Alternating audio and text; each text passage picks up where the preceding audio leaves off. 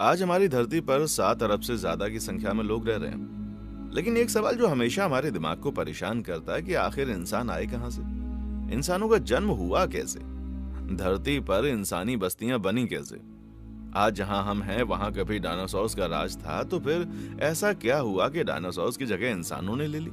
अगर आप भी इसी सवाल से परेशान हैं तो चलिए आपकी परेशानी को दूर करते हुए समझाते हैं कि आखिर इंसान पृथ्वी पर आया कहां से। आज से लगभग 65 मिलियन साल यानी कि 6.5 करोड़ साल पहले एक एस्ट्रॉइड लगभग 70,000 किलोमीटर प्रति घंटे की रफ्तार से पृथ्वी से आ टकराया था। इस एस्ट्रॉइड की रफ्तार इतनी तेज थी कि इसने महज 4 मिनट के अंदर अटलांटिक ओशन को पार कर लिया और घसीटते हुए पृथ्वी पर आग का एक गोला बन गया। इसके बाद एक भयंकर विस्फोट होता है। एस्ट्रॉइड इतनी तेजी से पृथ्वी से टकराया था कि महज 16 मिनट 40 सेकंड के अंदर धरती के चारों ओर 12.1 तीव्रता का भूकंपीय तरंगे उठने लगी, जिसकी वजह से समुद्र में विशाल लहरों ने जन्म लिया था और भूकंपीय तरंगों ने सभी एक्टिव ज्वालामुखियों को दहका दिया, जिसकी वजह से डायनासोर्स का अंत हो गया। विस्फोट के बाद पृथ्वी का तापमान महज 90 मिनट के अंदर 200 डिग्री सेल्सियस तक बढ़ गया, जिसकी वजह से जो डायनासोर्स विस्फोट के इलाके के कोसों दूर थे ना, वो भी नहीं बच पाए। पर इस महाप्रलय में 90% जीवों की प्रजातियों ने दम तोड़ दिया। सिर्फ 10% ही जीव इस धरती पर बचे। इनमें भी सिर्फ वही जीव बचे जो 30 किलोग्राम से कम वजन के थे। हालांकि डायनासोर्स का अंत एक नए जीवन की शुरुआत थी। अब धरती पर मैमल्स की प्रजाति ने फिर से जीना शुरू कर दिया था। जिंदा रहने के लिए इन्होंने सब कुछ खाना शुरू कर दिया। फिर धीरे धीरे इतने बड़े महाप्रलय के बाद अब धरती नॉर्मल हो रही थी। फिर से हरियाली आ रही थी। धीरे धीरे धरती पर बचे जीवों में एडेप्टिव रेडिएशन की प्रक्रिया शुरू हुई और नई प्रजातियां जो पहले से बड़ी थीं उनका जन्म हुआ। आज से लगभग 5.5 लाख साल पहले इयोसिन एपोक में बंदरों की प्रजाति ने धरती पर कदम रखा। इस प्रजाति में एक जरूरी बदलाव देखने को मिला। दरअसल इसकी स्पाइनल कोड को दिमाग से जोड़ने वाला जो होल, जिसे आप फोमेन मैग्नम कहते हैं, वो शिफ्ट होते होते सेंटर तक पहुंच गया। इससे हुआ यूं कि ये पहली प्रजाति बनी जो सीधे चलने लायक थी।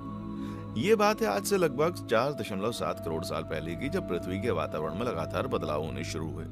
इन बदलावों के चलते धरती की टेक्टोनिक प्लेट्स में हलचल हुई और हमें वो भाग मिला जहां आज हम भारतीय रहते हैं। टेक्टोनिक प्लेट्स में हलचल की वजह से इंडिया एशिया महाद्वीप की तरफ बढ़ने लगा और जब इन दोनों का टकराव हुआ तो हमें दुनिया की सबसे ऊंची चोटी यानी हिमालय पर्वतमाला मिली। इन पर्वतमालाओं की वजह से हवाओं का रुख बदलने वाला था।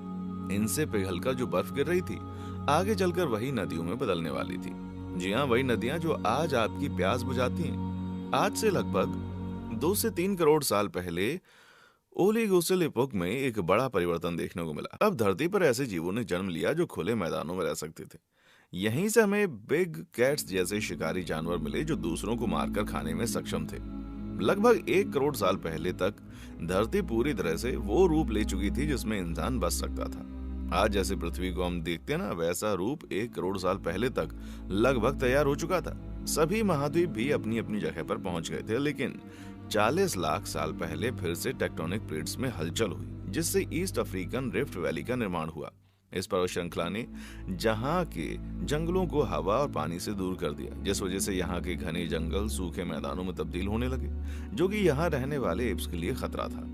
ये एप्स हमारे दूर के पूर्वज हैं जो कि वजनी थे। इन्हें पेरुला पैथिकस या पेरुला कहा जाता है। ये पेट पर रहना और फल खाना पसंद करते थे। सबसे पहले 2 पैरों पर चलना भी इन्होंने शुरू किया। बाद में जलवायु के हिसाब से द ग्रेट एप्स का डिवाइडेशन हो गया, जिसमें से कुछ चिंपैंजी और गोरिल्ला बने तो कुछ इंसान बन गए। अब क्योंकि बारिश नहीं थी तो पेड़ों की संख्या लगातार घट रही थी, इसलिए एडिपिथिकस रेमिडीज इन्होंने धरती पर जन्म रखा। आपको बता दें कि एडिपिथिकस रेमिडीज यानी हमारे वो पूर्वज हैं जिन्होंने पहली बार धरती पर कदम रखा। ये खाने की तलाश में पेड़ों से उतरे और 2 पैरों पर चलने में सक्षम हुए। इनका दिमाग सिर्फ एक संतरे जितना था।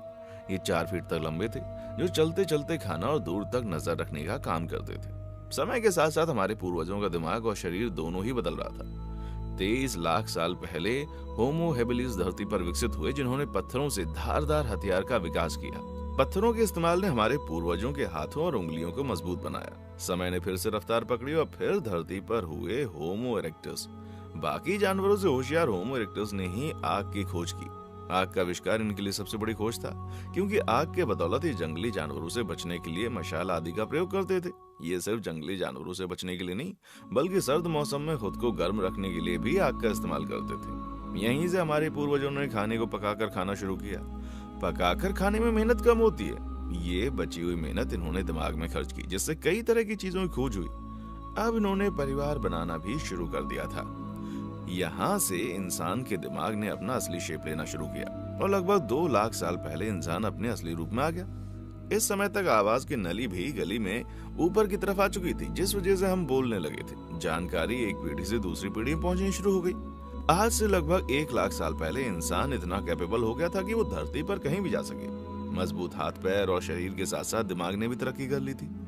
यहाँ से हमारे पूर्वजों ने एक जगह से दूसरी जगह पर जाना शुरू कर दिया, फिर एक महाद्वीप से दूसरे महाद्वीप और फाइनली एक जगह को तय करके अपना बसेरा बना लिया। लगभग 50,000 साल पहले धरती पर आइस एज शुरू हुआ, जिस वजह से हमारे पूर्वज बढ़ते हुए चाइना ऑस्ट्रेलिया तक जा पहुंचे और लगभग 30,000 साल पहले इंसानों ने यूरोप में पहली बार कदम रखा। इस समय तक बर्फ अपने शुमार पर थी, लेकिन इंसानों ने डटकर हर परिस्थिति का सामना किया और अब तक वो साइबेरिया जा पहुंचे।